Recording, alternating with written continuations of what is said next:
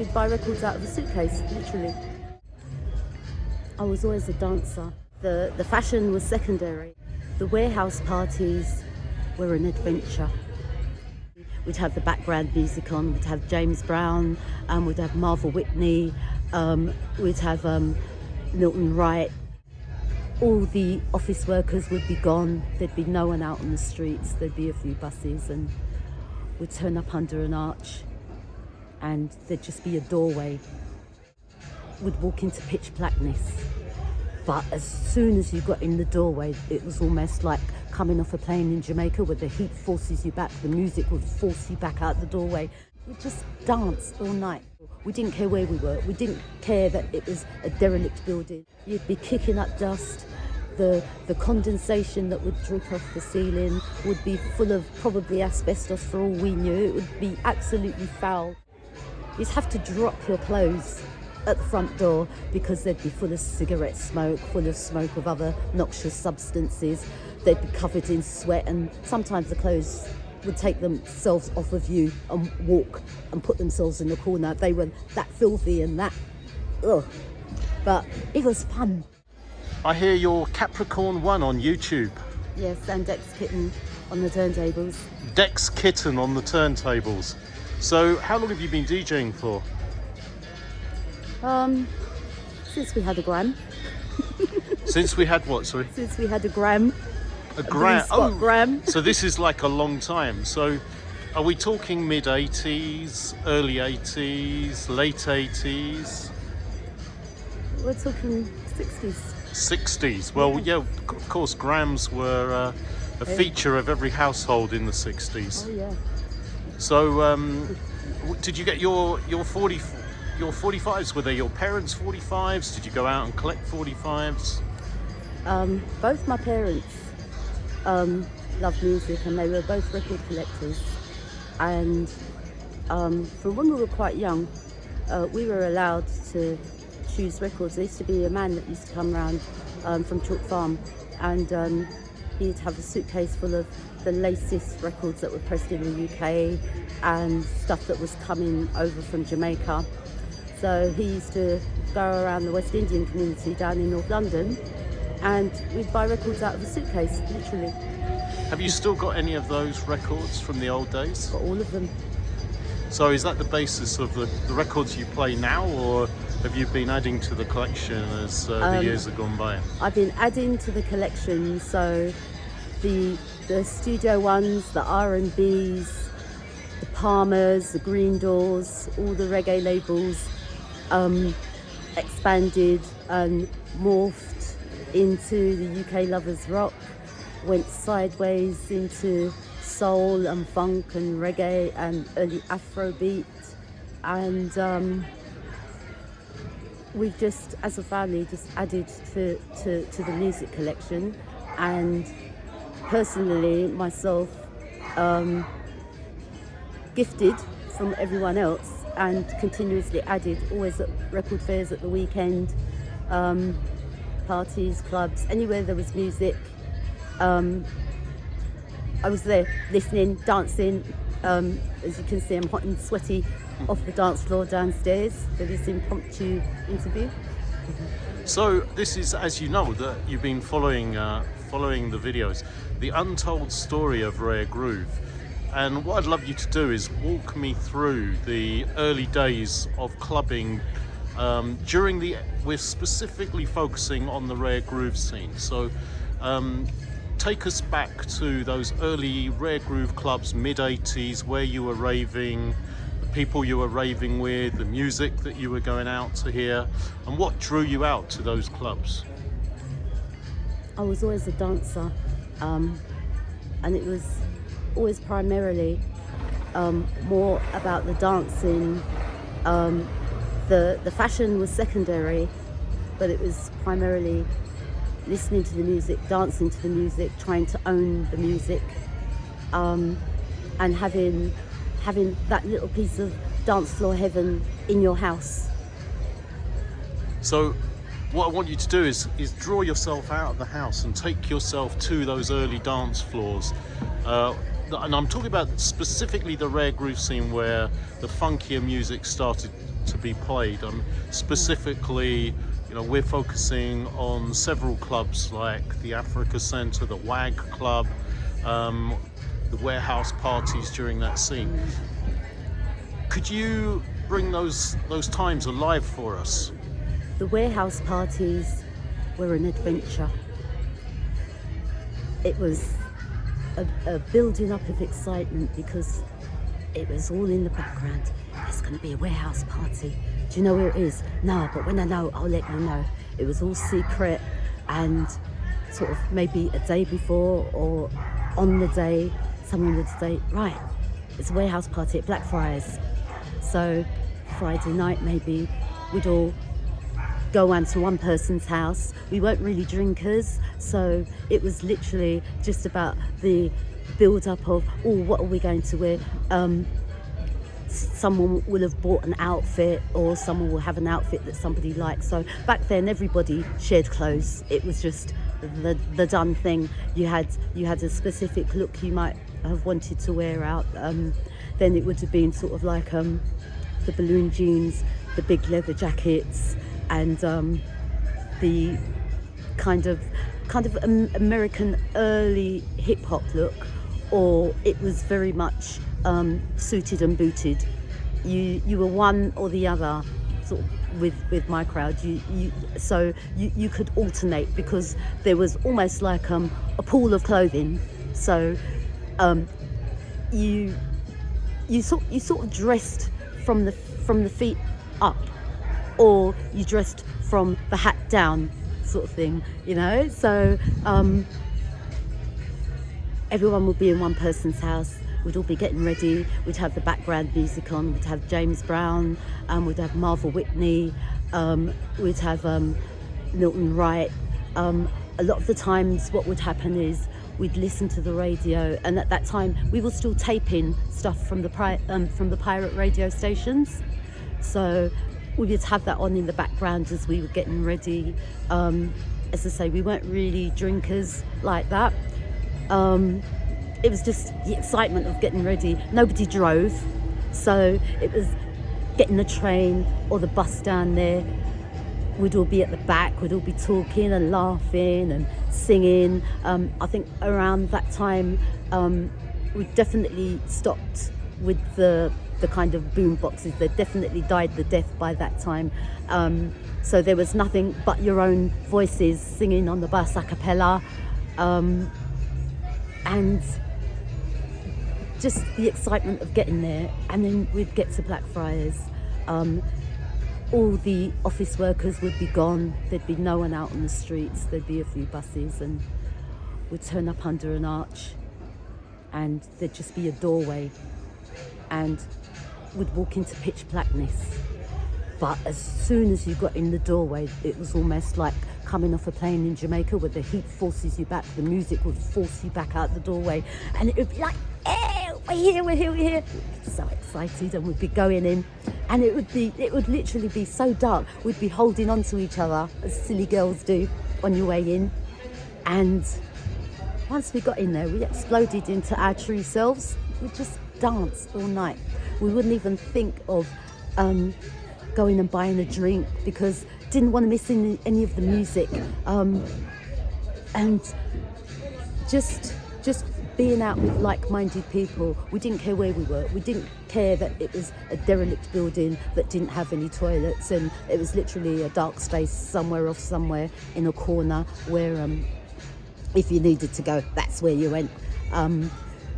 It was, you couldn't even see the DJs. You could hear Jazzy B. You could hear maybe Fitzroy the Buzzwell. You could hear lots of people, but you couldn't see them because it would just be dark. There'd just be a little DJ light, and that would be it almost. And you just kind of marvel to yourself as to where did they get the electric to run their speakers, and you have silly questions going through your head, but it would be like, yeah, because you're young and dumb, and if the building fell on you, you didn't care, you were enjoying yourself. You But of know? course, there was at these illegal warehouse parties, there was no health and safety. Nothing. There was probably no sanitation in the toilets. Absolutely none. It might have just been swept out the previous evening, and that was the excitement. It was just Yeah. sort of, first of all, not knowing where you were going, because this was the first time a party had ever been done in these particular venues, and they were all one-offs. So yeah, I share your excitement. I absolutely love those days of not knowing where you're going to end up at, and just ending up in a sort of raw concrete or brick room with the bass pounding and everybody getting down. So yeah, I share those You moments would leave with you. absolutely filthy. You'd be kicking up dust. The condensation that would drip off the ceiling would be full of probably asbestos for all we knew. It would be absolutely foul, and you'd be in those clothes. And like I say, very few of us had cars, and if they did, there were so many piled into one car to get home.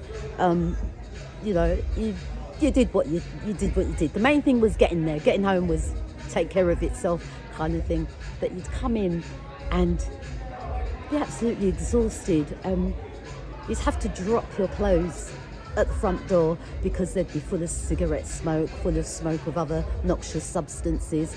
They'd be covered in sweat, and sometimes the clothes would take themselves off of you and walk and put themselves in the corner. They were that filthy and that, ugh. But it was fun. I think the music from that time was especially raw, because you had the sort of what I would call, the uptown glitzy clubs where people were busting the champagne and dressing up in suits and looking really glamorous. And then you had the warehouse parties, like you just described. You had to wear your leather jacket, you had to wear your jeans, because at the end of the night, you knew you were going to be like a little bit ripped up. So, I kind of... We weren't the faces that they actually wanted in the uptown clubs. They would be happy to let in a few to be the entertainment, to be the dancers, to show them how to move to the music. But for the majority of us, black and white, working class of, all stripes, we didn't have the money. We weren't in the stock exchange. We weren't sort of having access to money to that extent that we could, apart from a couple of times we probably were allowed into like Kensington Roof Gardens to listen to RAREGROOVE sets and stuff, but most of our raving was down in the dirty, nitty-gritty, dark, dingy corners of London. And that music that we heard then, most of it was old when we were listening to it. It had already been round once already.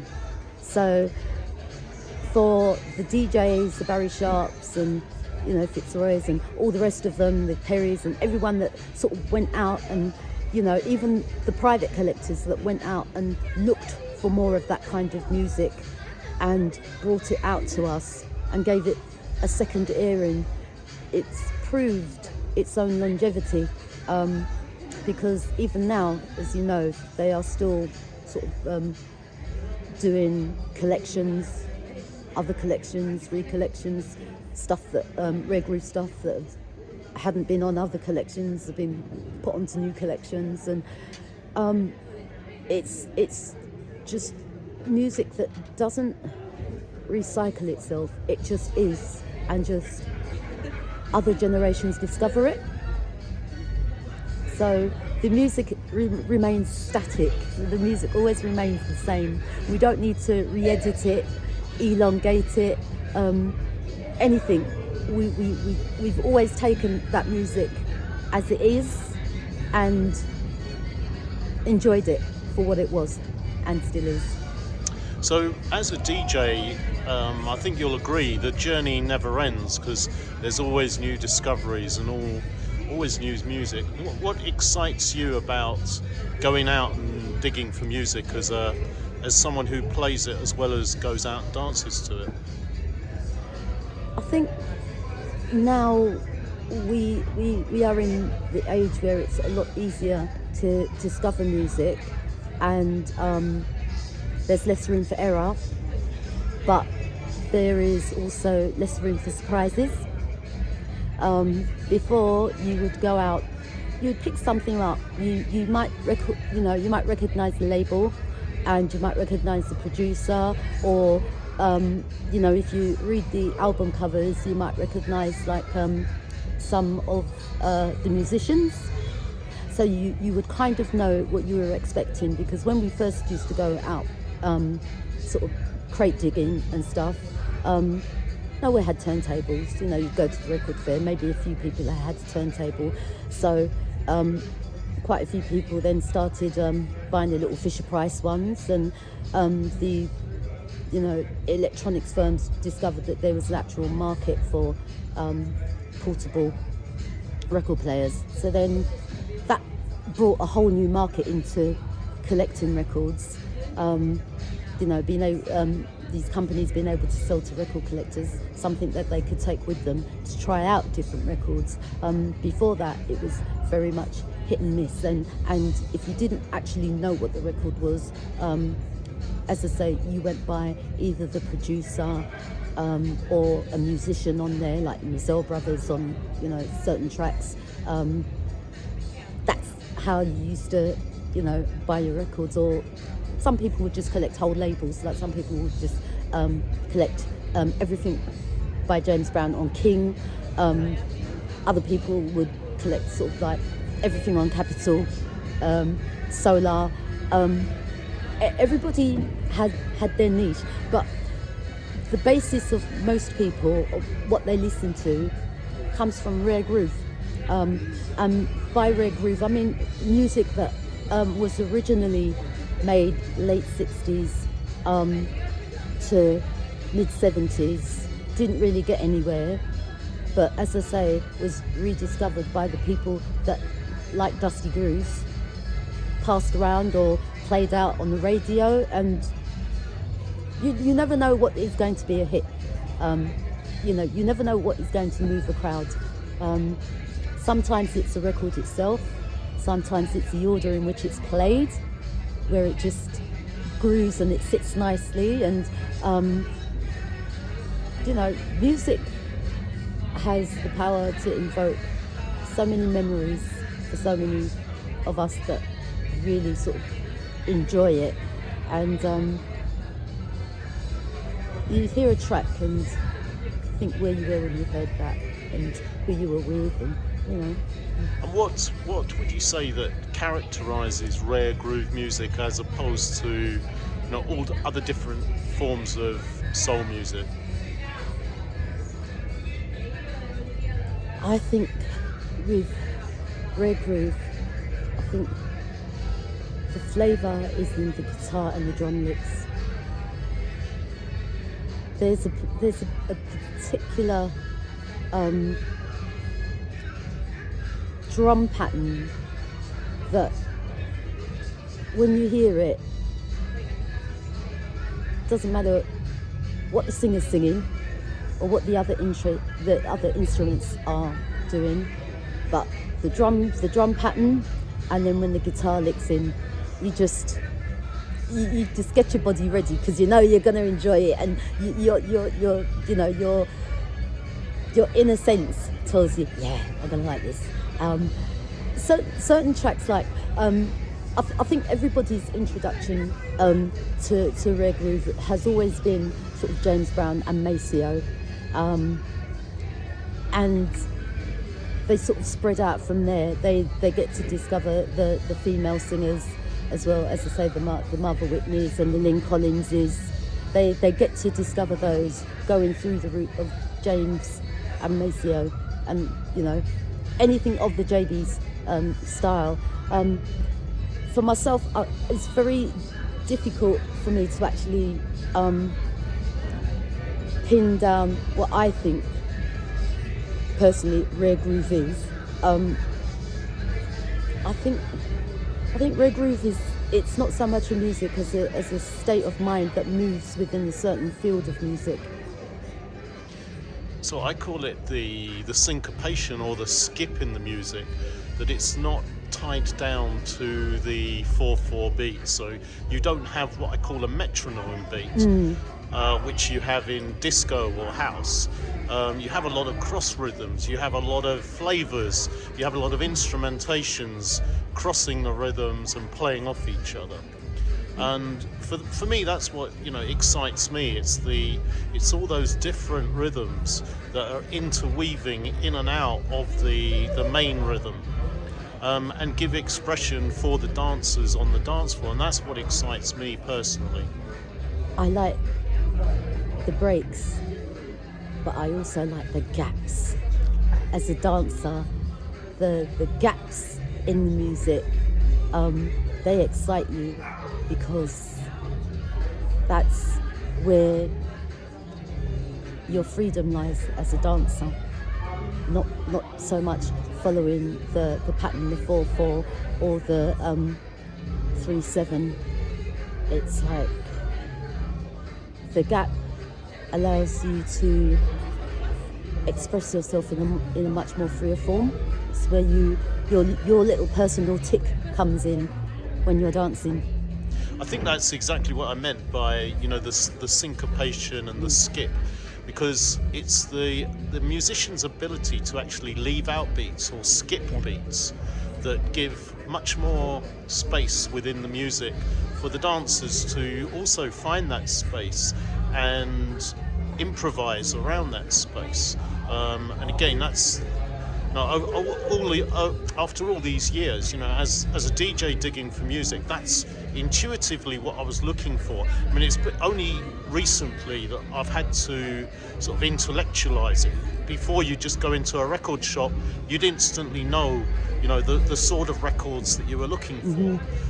But it's much later that, you know, doing a documentary like this, doing a page on Facebook, Rare Groove Connoisseurs, you know, people have wanted to understand what it is that makes Rare Groove. So I've had to think about it, intellectualize it, put it into words. But of course, you know, as a dancer, you were a dancer on the dance floor. It was just responding to the music and expressing yourself. We didn't have, in those old days, we didn't have to divine it. In fact, we didn't even have a word for it. Rare groove didn't even exist as a word back in the day. It's only, you know, much later on that it's been given that sort of pigeonhole, and given a sort of genre title.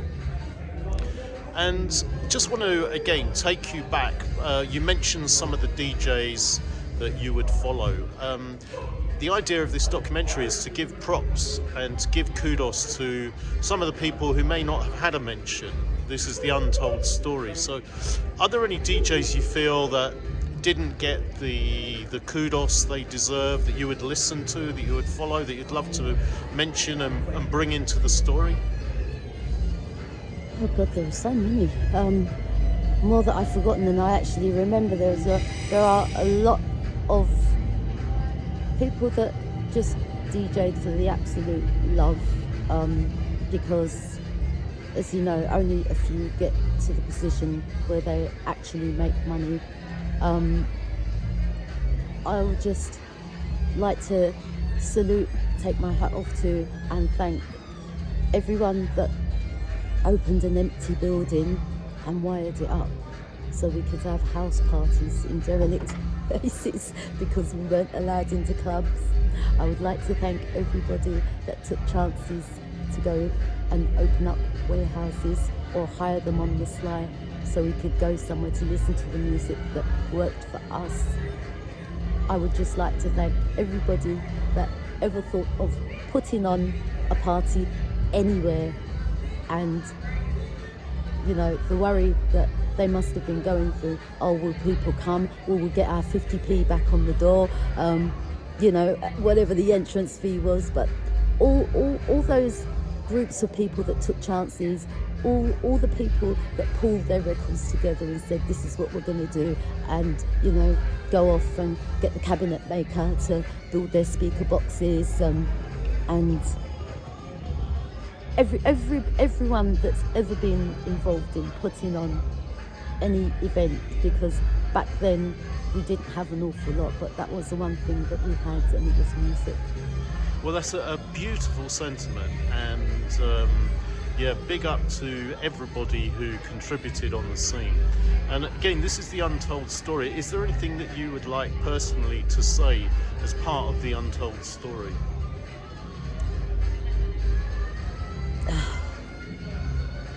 Get your children and your grandchildren to listen to this music. Don't allow it to die. Well, again, this is something that comes up in conversation all the time.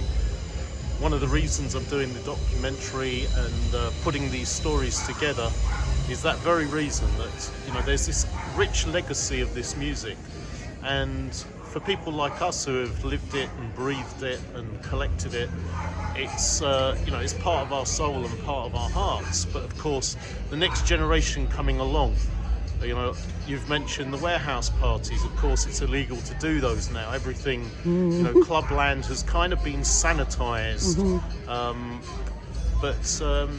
Yeah, we're still trying to fly the flag and pass the baton down to the next generation. In fact, what I'd love to do is invite you. We're doing a party 7th of May, Fox and Firkin in Lewisham. It's a Saturday night. It's called the London Raregroove Party. I'd love to invite you along. And again, it's trying to pass that baton down to the next generation. So, you know, please join us on that Saturday. Come down. Love to. And what I'd love you to do is plug anything that, you know, you're doing. Let everyone know where they can find you on social media if they want to make contact with you, and where they can find you and book you as a DJ. I'm Dexkitten, the reluctant DJ. If you ask me nicely, I'll come and play for you. I play raregroove, I play soul, I play jazz, jazz funk, Latin, boogie. I even play reggae, roots. I have it all. Where are you playing next? Have you got anything lined up? I've actually got a gig here in September, playing with Richio Suzuki, who runs Hawaiian Bop. I have a spot here with him, and some point over the summer I will be at Poetic Funk. So if you follow Poetic Funk, or if you follow Richio at Hawaiian Bop, yeah, you find me. Yeah, we better just tell everybody where we are, because you didn't mention it. We're at the CLF Arts Lounge in Peckham, and you'll be playing here on September. Yeah, I can't remember if it's the first week or the last week, but I will let you know. So, and I will make sure that I send you the flyers for your page. Well, thank you so much for taking time out of the dance and coming to talk to us and being part of the Untold Story. Thank you for inviting me to take part, and best wishes. What I would also like to add is that we are one of the first generations multiculturally mixed with music, and I think it's important for it to be recognised that in the time where NF were still quite active, and let's say people of the darker persuasion were still not welcome in the UK, we were the first generation that mixed. You had English, Greek, West Indians, Africans, all of us. We met through the music, and we're all together now, almost 40 years later. And this was specific to the rare groove scene, and one of the reasons you wanted to say a little bit extra was to make this point. And again, for me as a club promoter back in the day, funnily enough, I wasn't even thinking in terms of you know, black or white. We just had a love for this music. We just wanted to bring people together, again, for something I always say, magical energy on the dance floor, just energy on the dance floor. Yeah. And it was that energy that the music created that, you know, inspired me as a club promoter to do the clubs that I did. And look at us now, we're still in it. Yeah, and here we are. I think it's 38 years later, and we're in Peckham, still raving. That's us. No sleep till Brooklyn.